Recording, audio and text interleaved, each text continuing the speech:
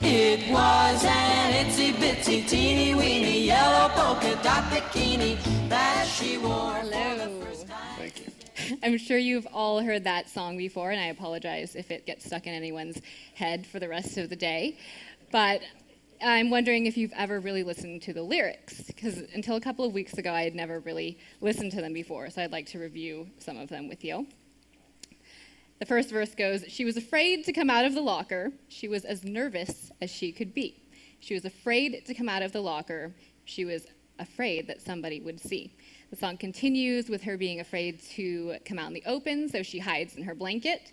And then she's afraid to come out of the water, so she starts to turn blue. Why was this woman so afraid? The song was released in 1960, 14 years after the bikini was invented in France.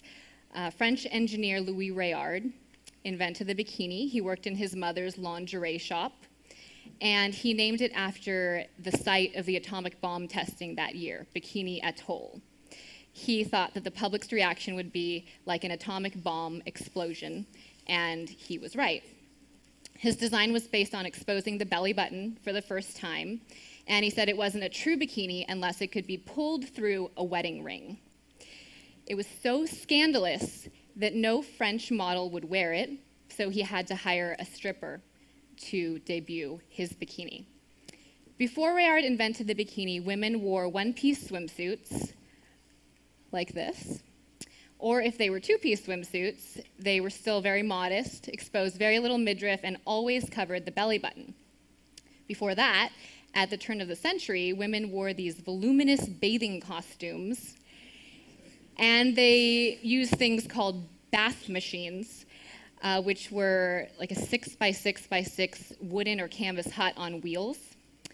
The woman would get inside of the bathing machine in her clothes, and then she would change into her bathing costume, and horses or sometimes people would drag the bathing machine down to the shoreline, and the woman would get straight into the water so that no one would see her in her bathing costume.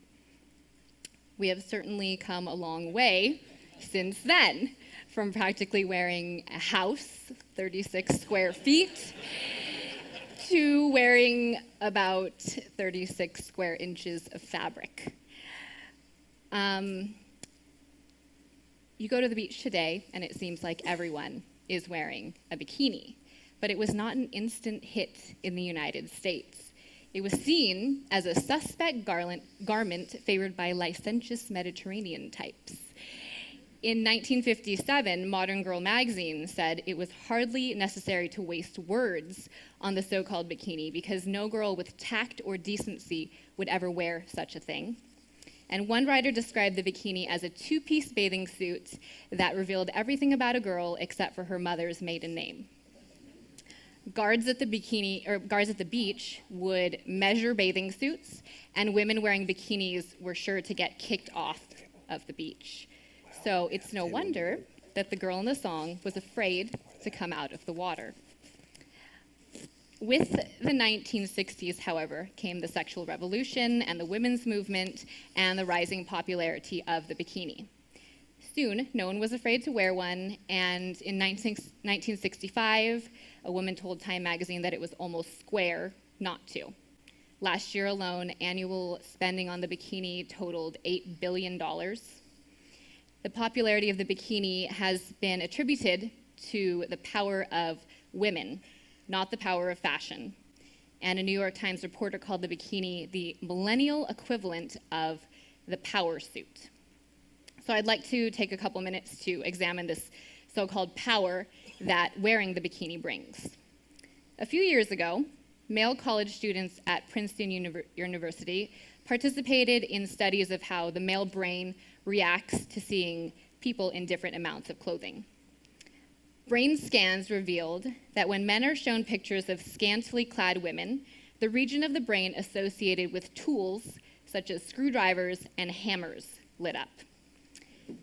Some men showed zero brain activity in the medial prefrontal cortex, which is the part of the brain that lights up when one ponders another person's thoughts, feelings, and intentions.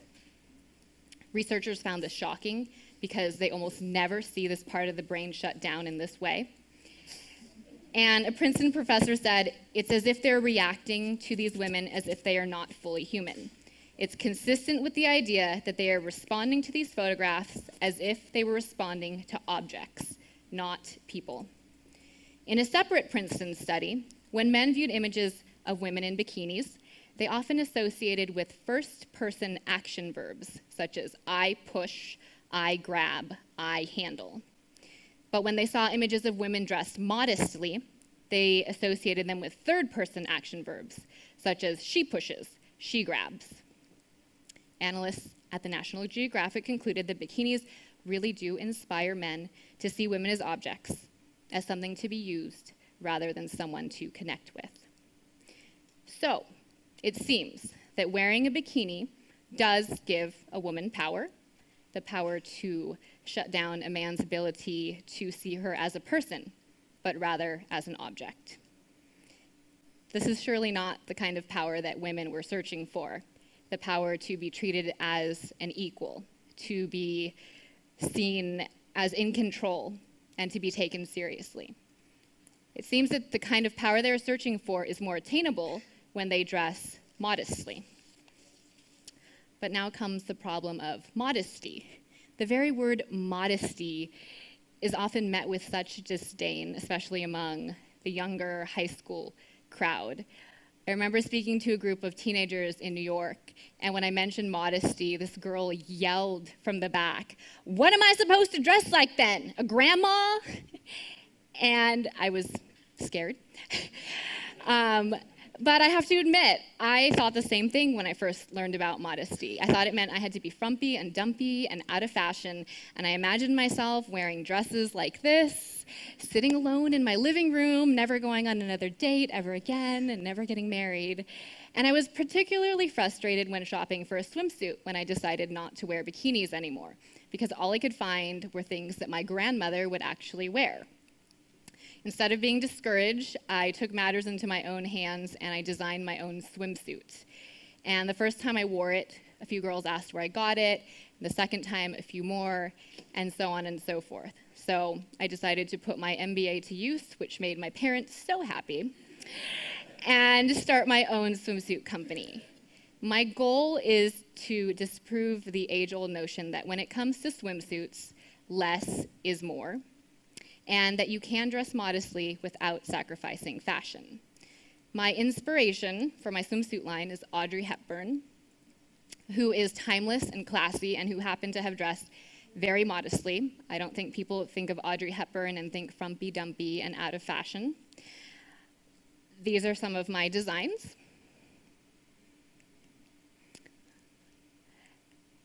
And my tagline is, "Who says it has to be itsy bitsy?"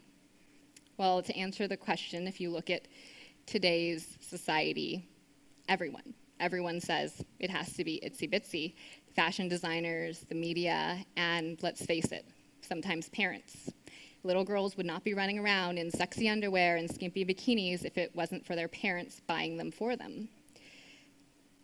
I believe that the woman was afraid to come out of the water because she had a natural sense of modesty about her that has been stripped away by today's culture.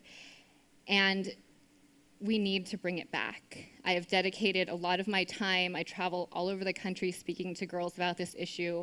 I've just written a book called Decent Exposure about it. And we need to teach girls that modesty isn't about covering up our bodies because they're bad. Modesty isn't about hiding ourselves. It's about revealing our dignity.